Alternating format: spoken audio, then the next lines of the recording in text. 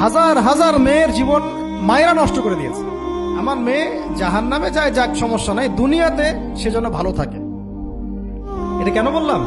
একটা সুদখোরের ঘরে তুলে দিতে সে দ্বিধাবোধ করতেছে না, একটা দুর্নীতিবাজের ঘরে তুলে দিতে দ্বিধাবোধ করতেছে না, একটা ঘুষখোরের ঘরে তুলতে দ্বিধাবোধ করতেছে না, একটা মানে কি বলবো মাদক সেবী, ড্রাগ এডিক্টেড বা এই যে আর কি বলবো ফাসেক জালেম এই ধরনের ঘরে উঠাই দিতেও সে দ্বিধাবোধ করছে না। পাঁচতলা বাড়ি চাই আমার মেয়ে পাঁচতলা বাড়ি থেকে সুখে থাকবে। এই যে সুখের ডেফিনেশন এখানে দিয়েছেন আপনারা।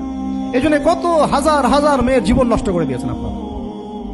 আমার কথা মাইন্ড করে না, হাজার হাজার মেয়ের জীবন মায়েরা নষ্ট করে দিয়েছে শুধুমাত্র মেয়েদের দুনিয়াবি সুখ এর সংজ্ঞাটা বুঝতে ভুল করার কারণে। এর নাম যদি সুখী হইতো তাহলে অমুসলিমরা সুখী না কেন? পশ্চিমারা সুখী না কেন? ওরা আত্মহত্যা করে কেন?